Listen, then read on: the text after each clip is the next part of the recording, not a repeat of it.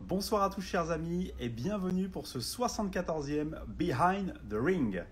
Nous avons aujourd'hui donc un invité de légende en la personne de Hassin Cherifi, ex-champion du monde WBC des poids moyens en 1998. Je me rappelle très bien du jour où il a pris la ceinture contre Kate Holmes à l'Astrobal de Villeurbanne. C'était vraiment fabuleux, vraiment un super moment de boxe. Hassin, c'est un boxeur généreux aussi bien dans la vie que sur le ring, avec un style très caractéristique qu'on va vraiment développer avec lui.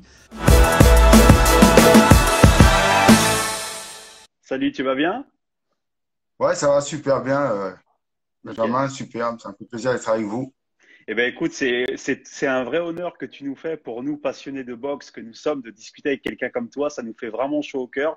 Et je voudrais vraiment te remercier pour le temps que tu prends de pouvoir discuter un petit peu avec nous. C'est très gentil à toi.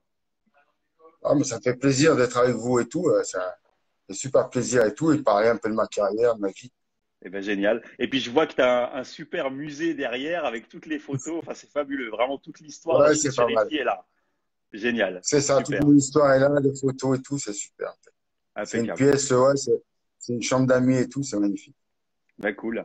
On va te laisser la parole, Nassine. Alors, il y a des gens qui, bien évidemment, te connaissent, mais d'autres ne te connaissent pas. Si tu peux te présenter et simplement dire que tu es en tant que personne, tout simplement.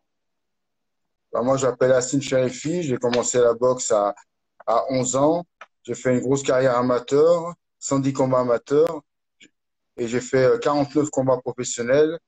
4 fois champion de France, 3 fois champion d'Europe, 1 fois champion du monde. Et j'en avais fait 5 championnats du monde. Voilà. Alors, nous, dans cette interview, ce qui nous intéresse, c'est de savoir un peu les raisons qui t'ont amené à la boxe. C'est quoi ta première rencontre avec la boxe, Nassine? Dis-nous. Enfin, moi, j'avais mon beau-père qui travaillait avec un copain à lui et ses enfants faisaient de la boxe. Et comme j'ai vu dans leur chambre qu'il y avait plein de médailles, plein de coupes, qu'est-ce que j'ai fait? Ben, j'ai dit, tiens, moi aussi, j'ai envie de faire de la boxe. Et quand j'étais dans le club à Rieux-la-Pave, c'était Claude Lotier à l'époque, et ben, j'ai vu pas mal de copains du quartier qui faisaient de la boxe. C'est ce qui m'a donné envie de faire de la boxe. Génial. Donc, c'est vraiment une relation amicale. Tu nous as parlé un peu de ta Ouais, carrière amateur. Est-ce que tu as donné un peu ton nombre de combats? Est-ce qu'il y a des titres majeurs dans cette carrière amateur? Est-ce que tu as été en équipe de France? Raconte-nous un peu. alors moi, j'ai une carrière un peu atypique parce qu'au départ, je suis pas vraiment pas bon par rapport au club. Sauf Mhm. que avec la moquerie des copains dans le club à Rieux, eh ben, j'ai dit, bah, je vais devenir quelqu'un et tout. Et j'ai fait partie de l'équipe de France j'étais champion de France en 90, mais vraiment tardif, tu sais, parce qu'au départ, je suis vraiment pas bon. Mais après, la force du travail et tout, bah, on l'a perfectionné. J'ai fait partie de l'équipe de France pour les Jeux de 92. Bon, bah, j'ai Oui, loupé la sélection de Barcelone. 90 Ouais, pour c'était la Barcelone. génération Lorsi notamment, c'est ça? Alors, si, Jamel Lifa, Jamel Akoiva, Lifa. Railou, Oui, oui, Railou, oui. tu sais, voilà, C'est de vrai. Savoie, tu sais. Bah, j'ai fait partie de cette période-là. Voilà. Ok, J'étais super. avec eux et tout. Comment s'est Voilà. passée la transition vers la carrière pro, Assine? À quel moment tu as décidé de passer pro? Alors, moi, je voulais pas passer pro. Ah, Moi, au début, j'ai une carrière un peu typique. C'est comme je gagnais bien ma vie en amateur. oui. Et en plus, j'avais un super boulot parce que je suis éducateur sportif. Et en fin de compte, c'est quand Canal Plus PSG a ouvert avec Akoiva et qui m'ont demandé un contrat, ils m'ont demandé de rentrer avec nous dans le contrat avec PSG Canal Plus. C'est comme ça que j'ai accepté. Voilà. Super. Et j'ai fait partie des premiers boxeurs français salariés. Et c'est vrai que c'est une époque qui a été très révolutionnaire dans le monde de la boxe. Le PSG Box, tu parles de René Aquaviva, donc c'est toute une époque. Le Boxing Club de la Plaine, enfin, c'est vraiment, Ah, bien sûr. c'était les premiers pas de la professionnalisation de la boxe en France. C'était les premiers pas de la proposition de la boxe en France. On a été les premiers boxeurs français salariés. Tu sais. Et c'était magnifique. Tu sais. C'était une belle histoire et tout. Ça a duré 3 ans et je m'en rappelle. Je suis vraiment content. C'est une belle histoire. C'est dommage que ça n'a pas continué. Mais c'est vrai qu'à quoi il va, avec Jean-Claude Boutier qui nous a quittés, c'était une super histoire. C'est clair, c'est clair. Il y a vraiment beaucoup de passionnés là-dedans. C'était vraiment formidable. Tout le monde se rappelle des grandes soirées de boxe qu'on va notamment détailler avec toi.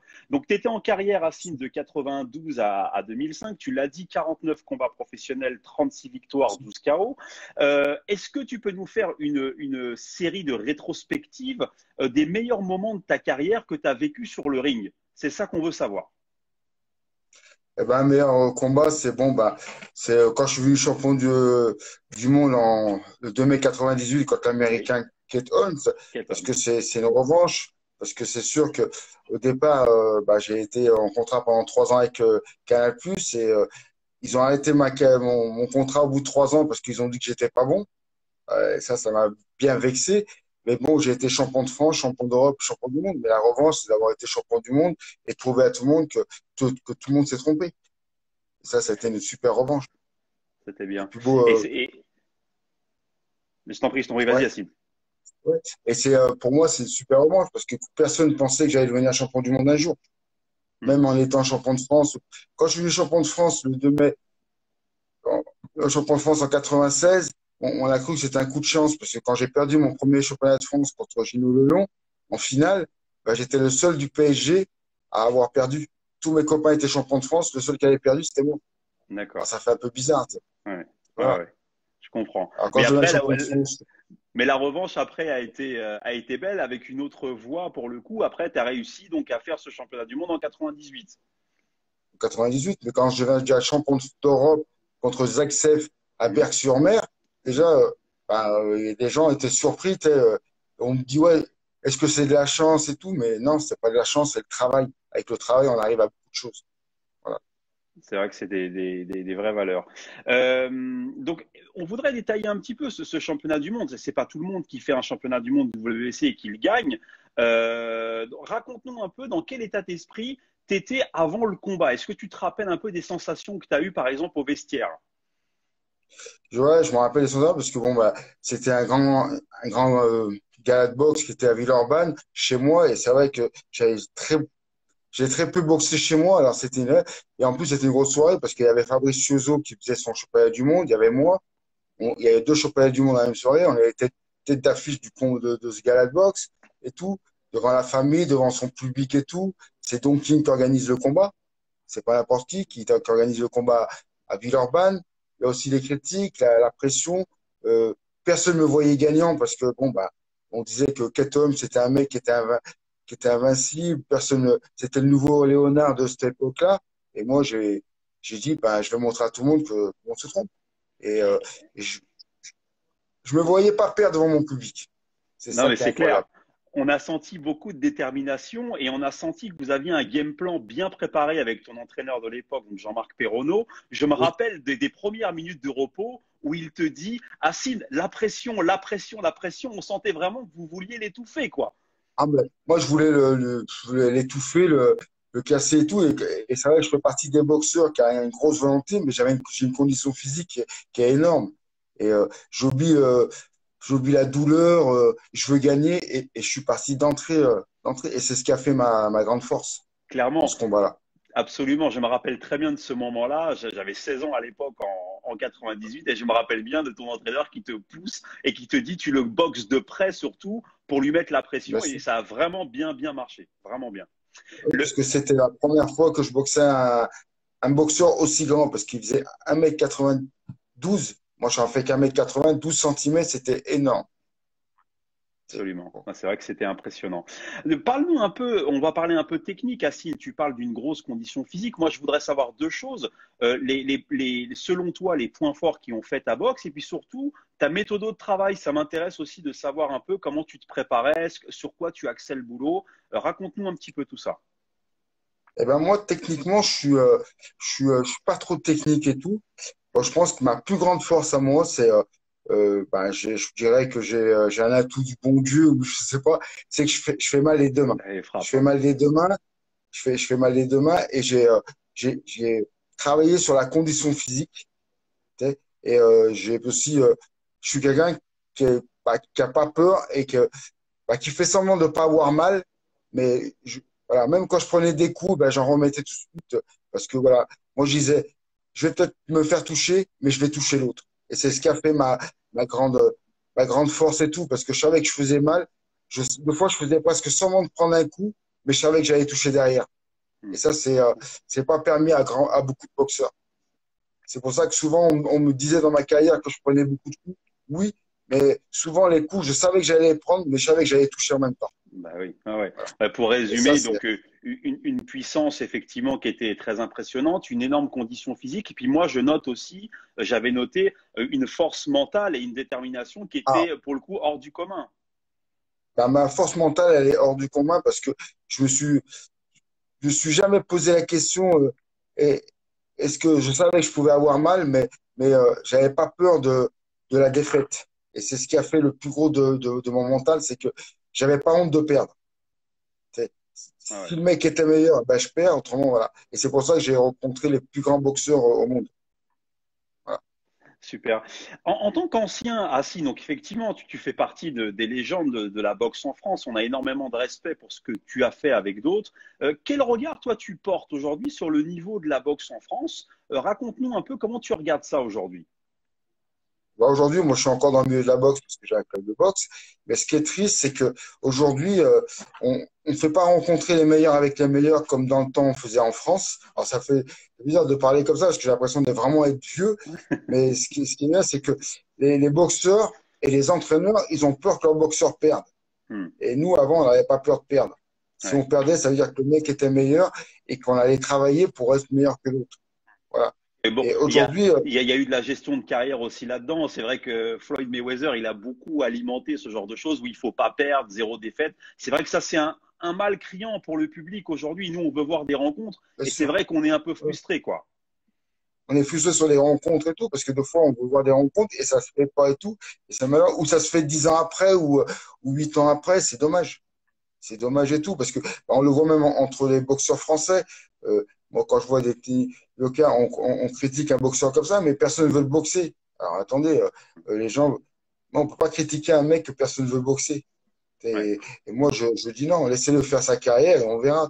absolument. Ouais, Aujourd'hui, surtout qu'il a il veut bien boxer. prouvé dernièrement. Bah, il a bien prouvé, voilà. Hmm. Le mec a parlé, bah, malheureusement, c'est la boxe, il a pas fait un round, mais c'est comme ça. Ça fait partie de la boxe et tout. Et j'espère que bah, on va avoir des champions, mais ce que je dis à tous les boxeurs français, n'ayez pas peur de perdre. Si vous perdez, c'est pas que vous êtes mauvais, c'est que bah, ces jours-là, c'était pas votre jour et tout, et en travaillant, vous allez pouvoir progresser et battre les autres. Voilà. Et c'est ce C'est qui a vrai, fait ma carrière aussi. c'est un très fort message hein, de ne pas avoir peur effectivement de perdre et Ah, de pouvoir continuer à travailler. C'est pas une fatalité la défaite.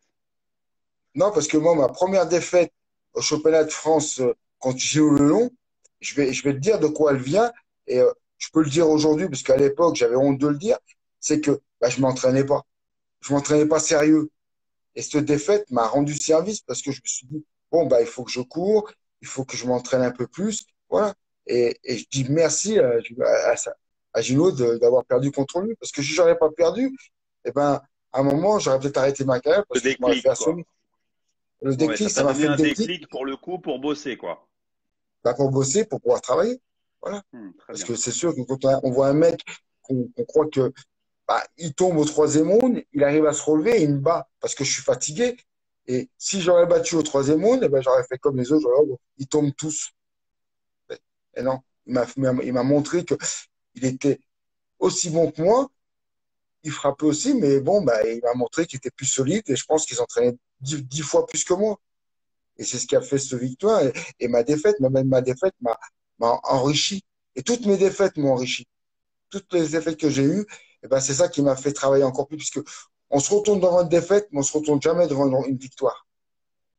Effectivement. Non, mais c'est sûr. C'est sûr, c'est sûr. Assine, on avance là dans cette interview. On voudrait savoir alors, après la carrière, comment ça s'est passé? Donc, à quel moment tu as décidé d'arrêter? Et comment derrière, qu'est-ce qui s'est passé après? Qu'est-ce que tu as fait? Qu'est-ce que tu deviens aujourd'hui? Si tu peux donner un peu d'informations Bien à nos sûr. spectateurs. Bah, moi, quand j'ai fait mon dernier combat en 2005, j'en ai fait quatre. J'en ai gagné deux et j'en ai perdu deux. Et même dans ces deux victoires, je me retrouvais pas, tu sais, parce que j'avais plus le goût de m'entraîner. Euh, j'ai- J'avais l'impression que je le faisais juste pour l'argent. Et comme j'ai bien gagné ma vie, je me suis dit, bon, bah, attends, on va arrêter. Et je crois que c'est surtout bah, moi, je voulais voir mes enfants grandir. J'ai deux filles et je me suis dit, occupe-toi de tes filles, tu as gagné de l'argent. En plus, moi, je suis éducateur sportif. Alors, j'avais déjà mon boulot à la mairie de Rieux, j'ai toujours aujourd'hui. Et je me dis, bah, j'ai déjà un boulot, j'ai une famille, j'ai une maison. Pourquoi, voilà. Bon, vaut mieux s'arrêter en bonne santé. C'est pour ça que quand j'ai dit j'arrête, j'arrête.